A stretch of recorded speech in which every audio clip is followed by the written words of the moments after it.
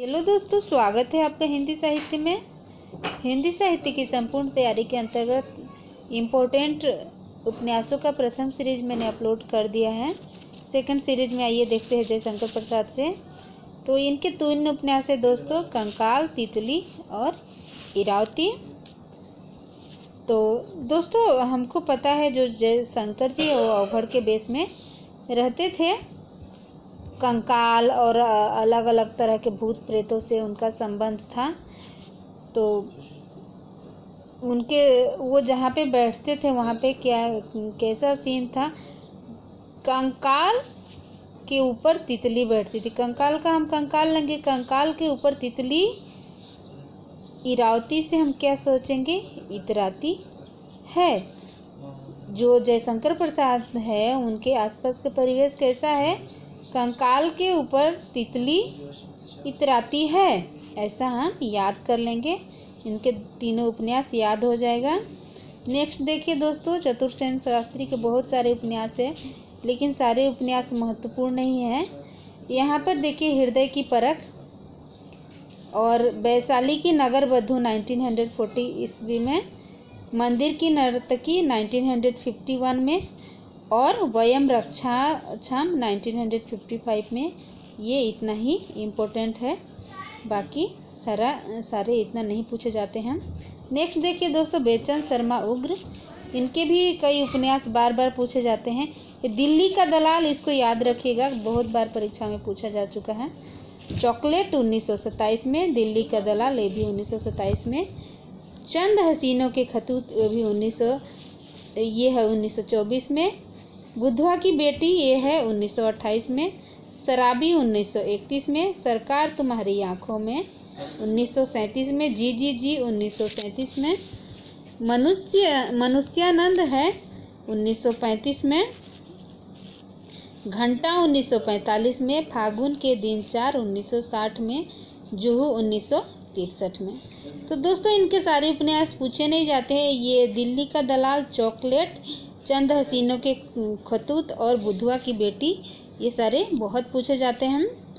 तो दोस्तों देखिए कैसे याद करेंगे। हमें इसको 2 स्टेप बनाया है इनके उपन्यासों को याद करने के लिए, तो आपको याद हो जाएगा। देखिए जो दिल्ली का पांडे बेचन शर्मा उग्र क्या बता रहे हैं, कुछ बातों को बता रहे हैं, आदमियों को, लोगों को समझा रहे हैं।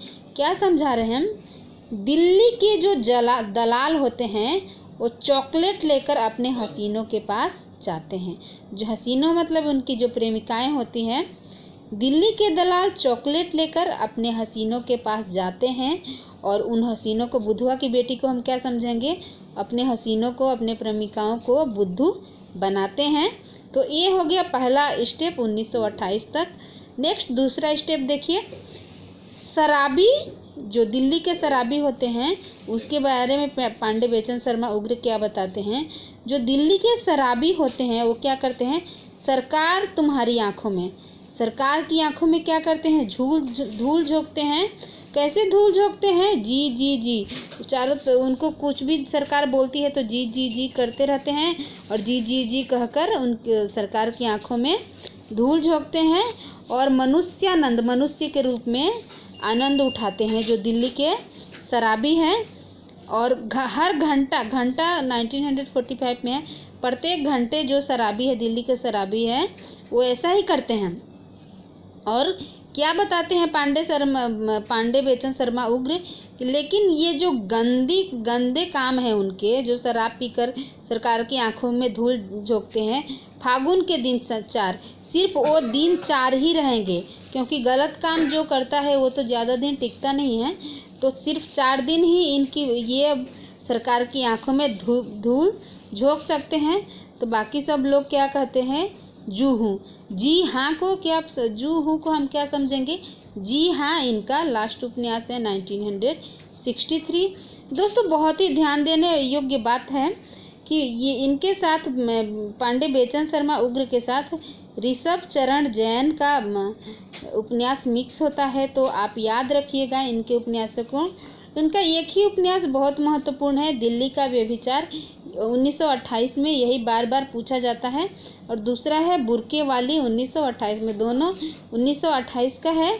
और मास्टर साहब ये 1927 का। ये 3 उपन्यास ही ज़्यादा इम्पोर्टेंट है, बाकी इतने पूछे नहीं जाते हैं। तो नेक्स्ट इम्पोर्टेंट उपन्यासकार के पास चलते हैं दोस्तों, हम देखते हैं। नेक्स्ट है भगवती चरण वर्मा। इनके बहुत सारे उपन्यास हैं दोस्तों, लेकिन सारे उपन्यास इतने पूछे नहीं जाते हैं। तो जो पूछे जाते हैं उन्हीं उपन्यासों को हम पढ़ेंगे। पहला है पतन, दूसरा है चित्रलेखा, और चित्रलेखा का समय है 1934 ईस्वी में, पतन का है 1927 ईस्वी में। 3 वर्ष 1936, टेढ़े मेढ़े रास्ते 1946, और सबही नचावत राम गोसाई, सबही नचावत राम गोसाई 1970 में। ये इतने सारे इम्पोर्टेंट है, बाकी इतने पूछे नहीं जाते हैं, तो आप इनको याद कर लीजिएगा। पतन, चित्रलेखा, 3 वर्ष, टेढ़े मेढ़े रास्ते और सबही नचावत राम गोसाई। सामर्थ्य और सीमा भी को भी याद कर सकते दोस्तों 1962 में। नेक्स्ट देखिए दोस्तों, इम्पोर्टेंट उपन्यासकार, बहुत इम्पोर्टेंट उपन्यासकार है ये उदय शंकर भट्ट। इनके उपन्यास है दोस्तों नए मोड़ 1954, सागर लहरें और मनुष्य 1956, लोक परलोक 1958, अशेष 1960 और 2 अध्याय 1963। सागर लहरें और मनुष्य 1956 में कई बार पूछा जा चुका है दोस्तों। 1956 में और भी कई उपन्यास हैं। जयवर्धन है जैनेन्द्र कुमार का 1956 में, और उखड़े हुए लोग हैं राजेंद्र यादव का, वो भी 1956 में है। तो और कौन कौन से उपन्यास है जो 1956 के हैं, आप मुझे कमेंट करके बता सकते हैं। आइए नेक्स्ट देखते हैं सूर्यकांत त्रिपाठी निराला के। तो दोस्तों इनके उपन्यासों को देखिए, जो उपन्यास यहाँ पे दिया हुआ नहीं था मैंने लिख दिया है ताकि हमारा एक भी प्रश्न छूटे नहीं। तो आइए देखते हैं। अप्सरा 1931, अलका 1933, प्रभावती 1936, निरुपमा 1936, चोटी की पकड़, काले कारनामे 1950, बिल्ले सुर बकरिया 1946, अश्रृंखल और चमेली, कुल्ली भाट, ये सारे इतने सारे इनके उपन्यास हैं। तो आइए हम देखते हैं, ट्रिक से पढ़ते हैं। हम दोस्तों हम किसी भी कवि का हम ना मजाक बनाते हैं, ना हमें इनसे कोई संबंध है, बस याद करने के लिए हम कुछ अटपटी ट्रिक बनाते हैं ताकि हमें आसानी से याद हो जाए। सारे कवि हमारे लिए बहुत सम्मानीय हैं। इनके सूर्यकांत त्रिपाठी निराला के का नाम निराला क्यों पड़ा? क्योंकि इनकी 3 सुंदर बेटियां थी। त्रिपाठी यहाँ पे है। त्रिपाठी नाम क्यों पड़ा? क्योंकि इनकी 3 सुंदर बेटियां थी और एक इनकी बेटी निरुपमा जो थी उसका स्वरूप सुंदर नहीं था। हम सभी को पता है कि इनकी जो बेटी, एक ही बेटी थी, उनका नाम था सरोज, लेकिन हम यहाँ पे ऐसा इमेजिनेटिव स्टोरी बनाएंगे कि इनकी 3 सुंदर खूबसूरत बेटियां थी, अप्सरा, अलका और प्रभावती।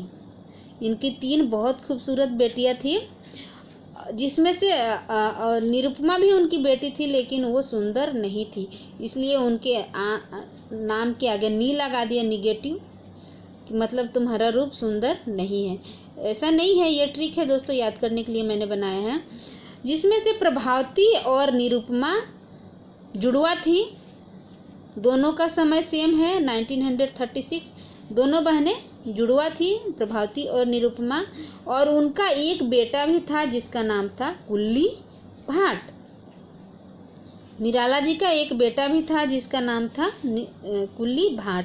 तो देखिए दोस्तों, हम इसको कैसे याद करेंगे।